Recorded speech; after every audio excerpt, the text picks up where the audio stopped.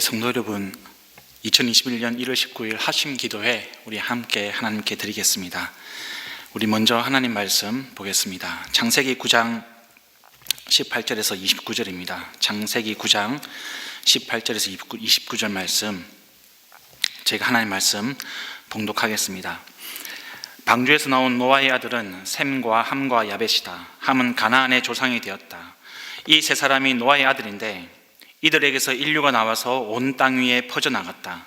노아는 처음으로 밭을 가는 사람이 되어서 포도나무를 심었다. 한 번은 노아가 포도주를 마시고 취하여 자기 장막 안에서 아무것도 덮지 않고 벌거벗은 채로 누워 있었다. 가나안의 조상 함이 그만 자기 아버지의 벌거벗은 몸을 보았다. 그는 바깥으로 나가서 두 형들에게 알렸다. 셈과 야벳은 겉옷을 가지고 가서 둘이서 그것을 어깨에 걸치고 뒷걸음쳐 들어가서 아버지의 벌거벗은 몸을 덮어드렸다. 그들은 아버지의 벌거벗은 몸을 보지 않으려고 얼굴을 돌렸다. 노아는 술에서 깨어난 뒤에 작은 아들이 자기에게 한 일을 알고서 이렇게 말하였다. 가나안은 저주를 받을 것이다. 가장 천한 종이 되어서 저의 형제들을 섬길 것이다. 그는 또 말하였다. 셈의 주 하나님은 찬양받으실 분이시다. 셈은 가나안을 종으로 부릴 것이다. 하나님이 야벳을 크게 일으키셔서 셈의 장막에서 살게 하시고 가나안은 종으로 삼아서 셈을 섬기게 하실 것이다. 홍수가 있은 뒤에도 노아는 350년을 더 살았다. 노아는 모두 950년을 살고 죽었다. 아멘. 성도 여러분, 며칠 전에 뉴스 중에 제 눈길을 끄는 그런 기사가 하나 있었습니다. 바로 노숙인들에 대한 그런 뉴스인데요.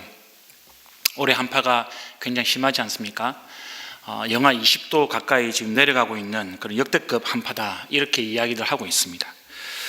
그래서 노숙인들 중에서는 이 한파를 피해서 임시보호시설에 들어가려고 하는 그런 노숙인들이 지금 많다고 합니다.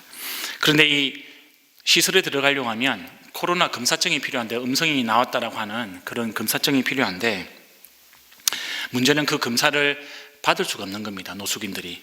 왜냐하니까 이 검사를 받으려면 이 휴대폰 연락처가 있어야 되는데, 이 노숙인들이 대부분 다 휴대폰이 없습니다. 그래서 휴대폰이 없는 노숙인들은 이 코로나 검사를 받기가 어렵다는 것이죠. 그래서 이 노숙인들을 위해서 시청 직원들이 자기 연락처나 이메일 주소로 검사 결과를 받아서 그 노숙인들에게 알려주기도 하는데, 워낙 이 노숙인들이 많다 보니까 이 노숙인들이 수천 명이라 그래요. 이 수천 명이나 되는 그런 노숙인들이 있다 보니까 현실적으로 그런 행정적인 문제를 해결하는 것에 한계가 있다고 합니다.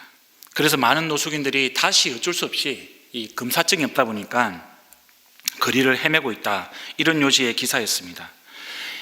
그 기자가 이제 인터뷰한 노숙인도 술에 취한 분인데, 아마 많은 노숙인들이 지금 술의 힘을 빌려서 추위를 견디려고 하는 것 같습니다. 근데 제가 여러분에게 소개하고 싶은 것은 그 기사에 달린 댓글들입니다. 이 두 부류로 나뉘더라고요.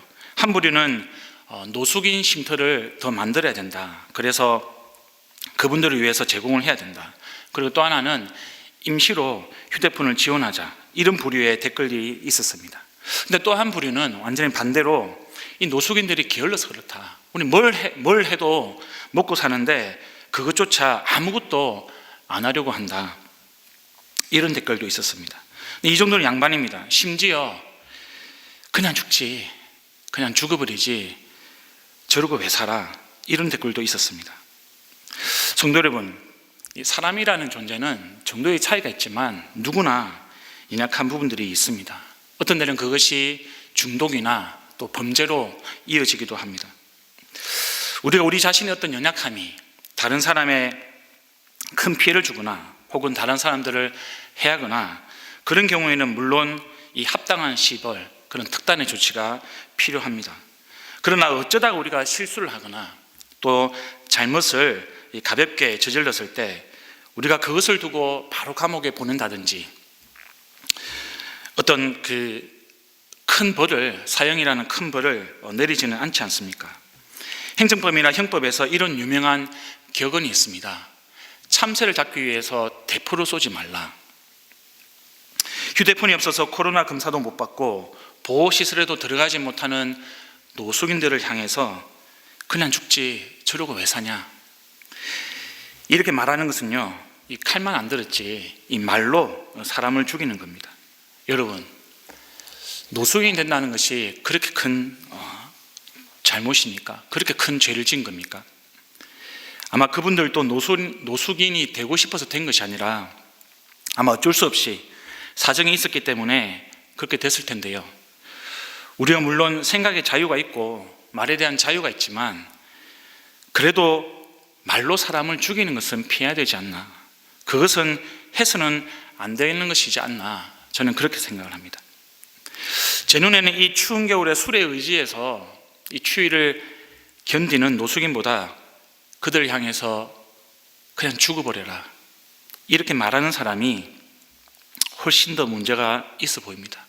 훨씬 더 큰 죄를 범하는 사람처럼 저는 제 눈에는 보입니다.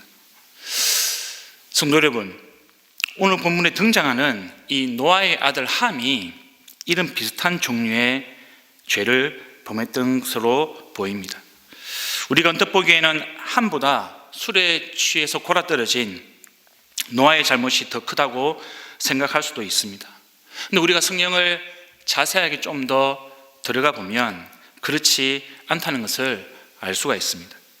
노아는 인류 최초로 포도농사를 지었던 사람입니다. 어쩌다 보니까 무슨 이유에서든지 포도주를 마시고 취했습니다. 그리고 자기 장막 안에 들어가서 벌거벗은 채로 골아떨어졌습니다. 우리는 이 장면에서 아마 에베소서 5장 18절 말씀을 떠올리게 될 겁니다. 술 취하지 말라. 이는 방탕한 것이니 오직 성령으로 충만함을 입으라. 이 말씀에 비추어서 우리는 노아가 큰 죄를 지었다고 생각을 합니다. 물론 그 생각이 잘못된 것이 아니고요, 노아가 잘못한 것이 맞습니다. 그런데 우리가 성경을 좀 균형 있게 봐야 되는 것이죠. 성경은 노아를 설명할 때 습관적으로 술을 마시는 사람으로 묘사하지 않습니다. 어떤 방탕한 사람으로 그렇게 기술하지 않습니다.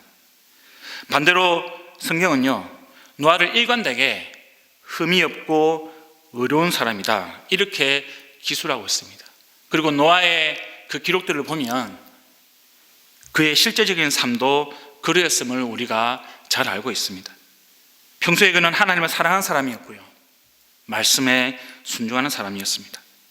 그런데 어떻게 하다 보니까 어떤 이유에서든지 포도주를 마시고 취하는 잘못을 저지르게 된 것입니다. 이것의 성경적인 의미는 하나님 나라 큐티 해설이 잘 다루고 있습니다. 오늘 이 사건은 홍수 심판 이후에 등장하는 첫 사건이고요, 동시에 노아의 마지막 이야기입니다. 그래서 우리는 이 성경을 기록한 모세가 이 사건을 통해서 말해주고 싶은 그런 영적인 의미가, 영적인 메시지가 있다는 것에 우리가 주목을 해야 합니다. 첫 번째 메시지는 이겁니다. 사람은 죄성 때문에 자기 자신의 선함을 너무 믿지 말고 오히려 약함을 인정하고 우리는 주님을 의지해야 한다는 사실입니다. 하나님의 긍휼과 은혜로 노아와 그 가족들은 홍수 심판을 면했습니다. 하나님의 홍수 심판으로 세상에 가득했던 그런 죄가 사라지는 듯 했습니다. 그런데도 인간의 죄성은 완전히 사라지지 않았습니다. 8장 21절을 보면 하나님은 사람은 어릴 때부터 그 마음의 생각이 악하기 마련이다 이렇게 말씀하셨습니다. 노아가 의롭고 흠이 없다라는 평가를 받았지만 그런 그도 결국 술이라는 문제에 걸려 넘어지고 말았습니다. 그 세 아들은 어떻습니까? 세 아들도 마찬가지였습니다. 세 아들도 하나님께로부터 축복을 받습니다. 복을 받습니다. 하나님께서 그들에게 복을 주셨습니다. 그런데 함이 큰 죄를 저질렀습니다. 여러분, 어제의 의로움이 오늘의 내 인생의 의로움을 보장하지 않습니다. 어제 내가 괜찮은 삶을 살았다고 해서 오늘 내가 괜찮게 사는 것이 보장되지 않는다는 것입니다. 이 두 사람은요, 궁극적으로 사람이 자기 자신의 죄의 문제를 해결할 수 없다는 것을 보여주고 있습니다. 오직 하나님만이 우리의 죄의 문제를 해결하실 수 있는 유일한 분이시다, 이것을 보여주고 있습니다. 그래서 이 사건은 예수 그리스도가 표면에 드러나지는 않지만 그 이면에는 오직 예수 그리스도만을 통해서 인간의 죄의 문제를 해결하신다, 하나님의 그 구원의 손길을 우리가 볼 수 있는 것입니다. 사랑하는 성도 여러분, 우리는 나면서부터 죄성을 가지고 태어납니다. 오직 하나님의 은혜, 예수 그리스도만이 우리의 죄의 문제, 우리가 가지고 있는 근본적인 그 문제를 해결하실 수가 있으신 겁니다. 그리고 우리가 구원을 받았어도요, 죄에 빠질 수 있습니다. 저와 여러분이 구원을 얻었지만 죄성이 우리 가운데 남아있기 때문에 우리는 죄의 길에 빠질 수가 있는 것입니다. 그래서 우리는 날마다 성령 하나님의 도우심이 필요합니다. 우리를 도우시는 보혜사 성령 하나님의 손길이 그래서 우리에게 날마다 필요하다는 겁니다. 우리는 날마다 성령 하나님을 의지해야 합니다. 로마서 8장 26절 27절입니다. 이와 같이 성령께서도 우리의 약함을 도와주십니다. 우리는 어떻게 기도해야 할지도 알지 못하지만 성령께서 친히 이루 다 말할 수 없는 탄식으로 우리를 대신하여 간구하여 주십니다. 하나님의 마음을 꿰뚫어 보시는 하나님께서는 성령의 생각이 어떠한지를 아십니다. 성령께서 하나님의 뜻을 따라 성도들을 대신해서 간구하시기 때문입니다. 저와 여러분이 예수님의 이 구원의 은혜와 우리를 도우시는 그 성령 하나님의 도우심을 의지하면서 살아가기를 간절히 소망합니다. 두 번째는요, 오늘 이 사건이 주는 메시지가 하나님을 향한, 사람을 향한 하나님의 사랑과 긍휼이라는 그런 메시지가 담겼다는 것을 우리가 기억해야 합니다. 본문에서 함은 아버지 노아의 술 취한 모습, 부끄러운 모습을 보고 그 형제들에게 알렸습니다. 그러면서 그는 나체로 누워있는 아버지를 이불이나 천으로 가리지 않고 그냥 방치한 채 그 형제들에게 달려갔습니다. 반면에 함의 이야기를 들은 셈과 야벳의 반응은 어땠습니까? 그 이야기를 듣자마자 그들이 취했던 첫 번째 행동은 아버지의 부끄러움을 가리는 거였습니다. 겉옷을 가져가서, 그것도 뒷걸음질 쳐서 들어가서 아버지를 보지 않고 그 겉옷으로 아버지의 부끄러움을, 수치를 덮었습니다. 이것을 두고 함은 불효를 행했기 때문에 저주를 받았고, 셈과 야벳은 효도를 했기 때문에 하나님께서 노아가 그들을 축복했다, 이렇게 단순하게 정리하는 분도 있습니다. 아니 근데 그렇게 끝내서는 안 됩니다. 이게 그렇게 단순하게 끝낼 문제가 아닙니다. 그보다 훨씬 더 깊은 영적인 의미를 이 본문은, 이 사건은 가지고 있는 것입니다. 우리는 셈과 야벳의 모습에서 바로 하나님의 모습을 볼 수가 있습니다. 창세기 3장에서 하나님은 선악과를 따먹고 무화과 나무잎으로 대충 몸을 가린 아담과 하와에게 가죽옷을 만들어 입히는 장면이 나옵니다. 마찬가지로 셈과 야벳은 사람의 수치를 가려준 바로 이 하나님의 긍휼을 본받아서 따라서 행한 것입니다. 그런데 이와는 다르게 함은 마치 인간을 죄에 빠뜨리고 방치했던 사단의 모습과 닮아 있습니다. 어쩌면 함은 술에 취해 나체로 자고 있는 아버지에 대해서 이 형제들에게 알리면서 이렇게 말했는지도 모르겠습니다. 아니 어떻게 아버지라는 사람이 술에 취해서 골아떨어 줄 수가 있지? 아니 그것도 모자라서 어떻게 벌거벗은 채로 누워 잘 수가 있는 것인가? 형제들이 한번 가서 그 모습을 보시오. 아버지의 자격이 없는 사람입니다. 어쩌면 이렇게 말했는지도 모르겠습니다. 이것은 마치 노숙자를 향해서 그냥 죽지 왜 사냐, 이렇게 막말하던 사람들의 모습과 별반 달라 보이지 않습니다. 성도 여러분, 우리가 잘못에 대해서 시시비비를 가리는 것 중요합니다. 그리고 죄를 판단하고 처벌하는 것 필요합니다. 그러나 동시에 놓쳐서는 안 되는 대원칙이 있습니다. 그것은 바로 사람에 대한, 영혼에 대한 따뜻한 시선, 그리고 사랑의 마음입니다. 베드로전서 4장 8절입니다. 무엇보다도 먼저 서로 뜨겁게 사랑하십시오. 사랑은 허다한 죄를 덮어줍니다. 잠언 10장 12절 말씀입니다. 미움은 다툼을 일으키지만 사랑은 모든 허물을 덮어줍니다. 함이 놓친 마음이 바로 이 마음입니다. 함이 놓친 아버지에 대한 마음이 바로 이 마음이었습니다. 그는 아버지에 대한 사랑을 놓쳤던 것입니다. 여기서 어떤 분은요, 잘못은 함이 했는데 노아가 손자 가나안을 주장을 두고 좀 삐딱하게 보시는 분도 있습니다. 그것을 비판하는 분도 있습니다. 이것은 저주를 목적으로 노아가 내가 너를 반드시 저주하고야 말겠다, 이런 뜻이 아닙니다.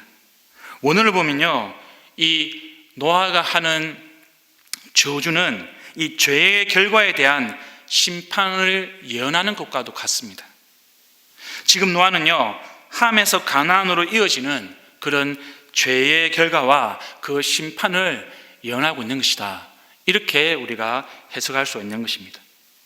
이것을 통해서 우리는 오히려 역으로 가나안이라는 그 손자가 아버지의 함을 따라서 죄의 길에 들어섰다, 죄의 길에 빠졌던 자다, 오히려 이렇게 우리가 유추해 볼 수가 있는 것입니다. 그런데 하나님은 이 노아가 예언했던 그런 저주를 바로 즉각 실행하지 않습니다.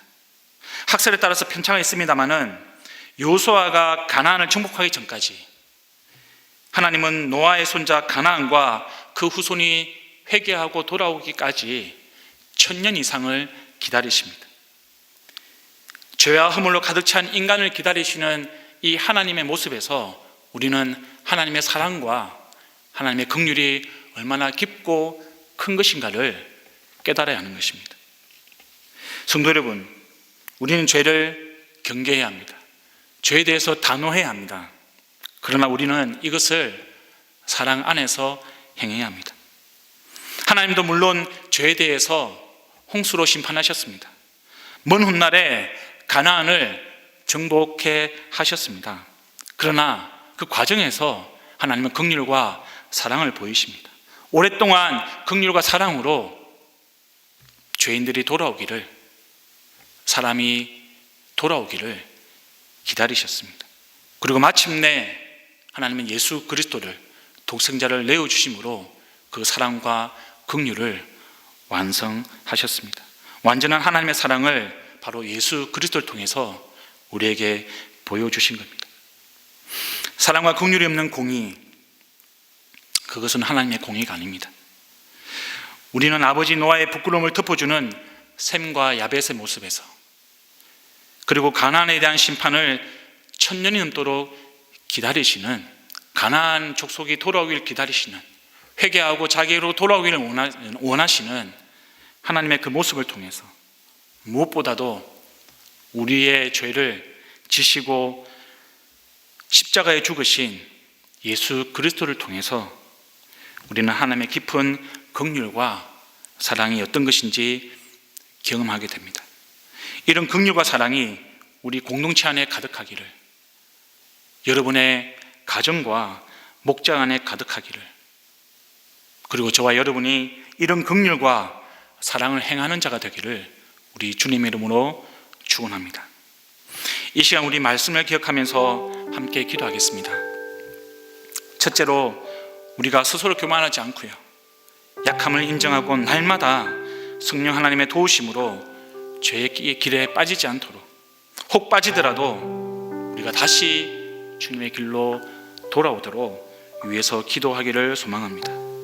두 번째로, 우리 교회와 목장과 가정에서 하나님의 사랑과 하나님의 긍휼이 넘칠 수 있도록, 가득하도록, 부부 사이에, 가족 사이에, 목장 식구들 사이에 미움과 다툼과 원망이 있다면 하나님의 사랑과 하나님의 긍휼로 우리가 녹이고 덮을 수 있도록, 그래서 정말 하나님과 우리가 하나 되고 또 우리가 형제가 하나 되는 그런 공동체 될 수 있도록, 가족들 될 수 있도록, 목장이 될 수 있도록 함께 기도하시겠습니다. 두 번째로는 교회를 위해서 기도하는 날입니다. 코로나 상황 속에서 교회 전체를 비난하는 그런 목소리가 높아지고 있습니다. 그럼에도 불구하고요, 우리는 세상을 향해서 하나님의 긍휼의 눈길, 하나님의 사랑으로 바라봤으면 좋겠습니다. 흔들리지 않고요, 교회의 사명, 하나님을 사랑하고 이웃을 사랑하고 영혼을 구원하여서 제자 삼는 그 사명, 그것을 우리가 잘 감당하는 은혜선물 교회 될 수 있도록, 그런 한국교회 될 수 있도록 하나님 도와주시옵소서. 또한 교회 안에서 경제적인 어려움, 질병과 또 건강의 어려움, 마음의 어려움을 가지신 성도님들을 위해서 우리가 그 회복을 위해서 함께 간구하도록 하겠습니다. 함께 기도하시겠습니다.